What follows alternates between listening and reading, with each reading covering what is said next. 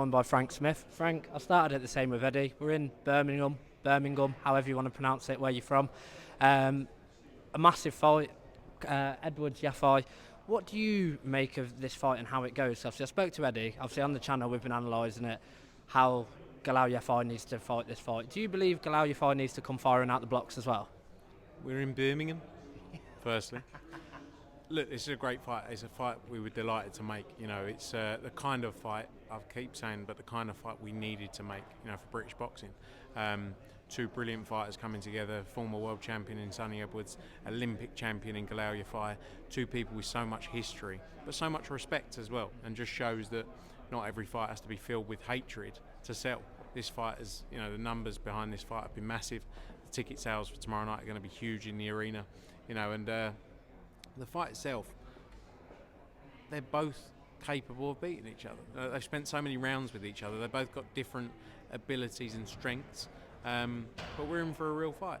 And I think, when you promote both fighters, it's always a bit more difficult, but our job is to deliver the best possible opportunities for both guys, and that's what we've done here. And we're in for a real fight. It's a true 50-50 that anything can happen in. And, I wouldn't write off seeing this fight multiple times.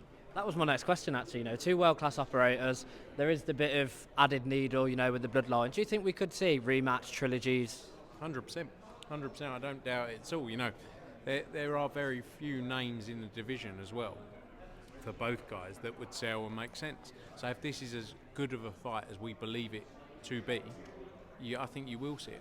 I think, like you say, to go through the card itself as well, to sell the most tickets since Amir Khan fought Michael Gomez. We've had Frankie Gavin, Sam Eggington in Birmingham in that time, so it's a testament to the card itself. Some real 50-50 fights. Troy Jones, I've watched on the small hall, is going to come to get the knockout, nothing else. Lewis Ritson, we know what he brings. Conor Walker, you know what he brings. Is this, in terms of how close some of the fights are, where do you rank this with the cards that Matchroom have put on in the UK this year? I think it's a great card. I think it's a brilliant card. I think we put on some great cards. I think Prograis against Catterall as well was a brilliant card a few weeks back in Manchester. But I think you've got some great young talent in Birmingham, great fighters and great ticket sellers as well. Like you say, Conor Walker, Lewis Ritson's a tremendous fight. Conor Walker's 700 odd tickets. You saw the crowd in there when he fought Lewis Crocker earlier this year in June. That was a tremendous fight as well. Cameron Vong taking a real challenge against Gavin Gwynn on the card as well.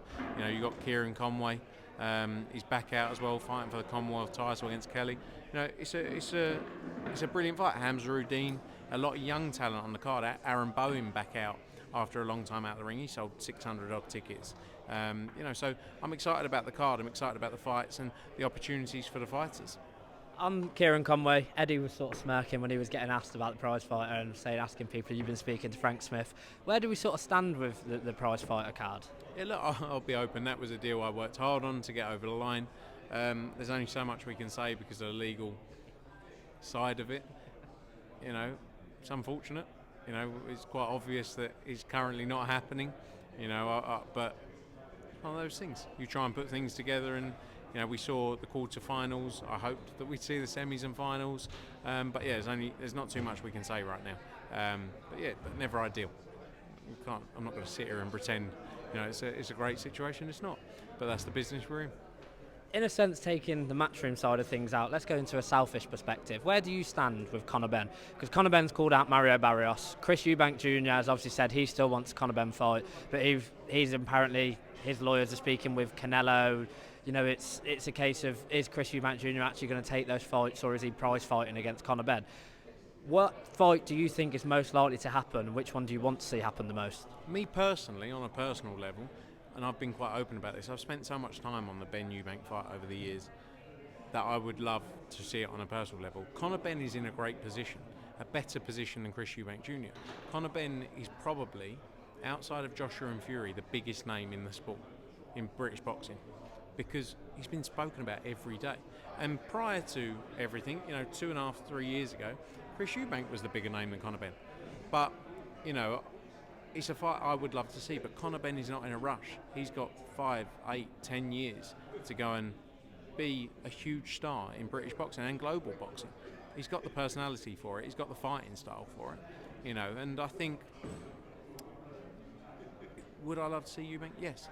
Would I love to see Barrios as well? Yes. Tremendous fight, world title. To see Conor Benn win a world title, huge.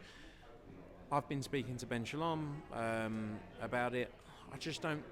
Unfortunately, I don't think we're going to come to a sensible outcome with it. I'm just being honest, and I think it's quite an easy fight to make if everyone's sensible, and if everyone actually wants it, But let's see. I don't want to talk that. Like, anything could happen, But Conor's in a great position.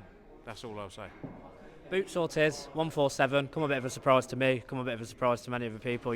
Ortiz has notably had his struggles with the weight, and Boots, it did look like he was going to go up to 154. Do you think we will definitely see that fight at 147? Let's see. There's a lot of talk about all these fights for that show. We'll have to wait and see what happens. And then moving on to Usyk Fury, I know you've been quite coy on your predictions. What do you see, maybe a bit of a different line of questioning, what do you see happening next? Say Usyk wins, does Fury retire? If Fury wins, do we see the trilogy? If Usyk wins, does Fury... I think we see the Joshua fight against Tyson Fury. I think is the reality. I think it's the biggest fight, win, lose, draw, regardless of results in the sport. And that's just my opinion. But let's see, he's got a big fight on December 21st. It was a close fight the first time round, and anything can happen. They can all beat each other. These elite heavyweights, these elite fighters. And that's why we're watching, is because they can beat each other. Usyk is favourite, but let's see. And where do you stand with Oscar De La Hoya coming out? Obviously, he deleted his Clapback Thursday video, but where he said, obviously, Matchroom offered Shakur Stevenson the fight against Kid Austin, and he almost put that out as bad management. Personally, obviously, I don't see it. Eddie doesn't see it that way. Do you think that's just Oscar trying to get under Matchroom's skin, or do you actually see it a perspective that is it a case of Shakur is better than that level? Look, Oscar's whole thing has been about Matchroom fighters getting beat. And if we're in the sport just to see one-sided matchups, across the board, then we're all in the wrong business, aren't we? Sport and entertainment is about watching something where you don't know what the result's going to be and watching something entertaining. Yes, our fighters have got beat this year. A few fighters have got beat. That's what happens, isn't it? That's the reality of the sport. Hello, mate. You all right? Yeah, I'm just helping you out, all right? I've learned a lot from you. I'm just, hopefully one day I'll be you. Yeah. Cheers, Barry, son, Junior. Sorry. Oscar's whole thing with us, sorry, going back to it, it's is all right. You have put fighters in and they've been beat. Yeah. Yes, that's reality. And if we want to watch shit fights, cool, but that's what we need to do. Do you know what I mean? So I don't really read into Oscar's things too much. Oscar promotes Floyd Schofield. Surely you want him to get a big opportunity. He's 22 years old. Shakur Stevenson won a world title at 22 years old.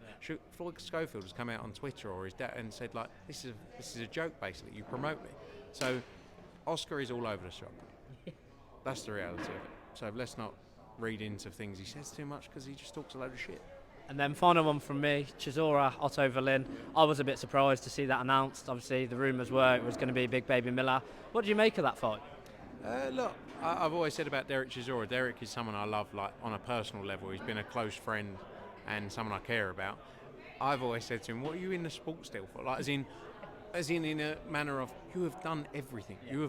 You have headlined pay-per-views, you've fought in stadiums, you've fought for world championship, you've fought the biggest names in the sport over the years. Made a shitload of money as well. But he loves it.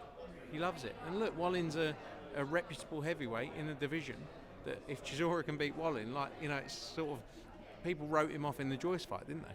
Thought he had no chance against Joe Joyce. So look, this is a crazy sport. And I don't even. How old is Del? 41. Look at Zhilei Zhang and what he's gone and done. So you can write people off so much. So many people are written off in this sport. But if you can get a win in that, I saw he was with Ngannou last night. That'd be an interesting one. And then just to end on a lighter note, is there any competition between you and Eddie today? You've got the Black Prada, he's got the Blue Dolce & Gabbana. Is this planned, or was it a bit of competition? Who can? I don't like. No, it's never planned. I don't like talking myself up. But I think I dress better than he does. That combo over there is a bit sketchy. But yeah. Frank Smith, thank you so much for your time. Cheers, mate.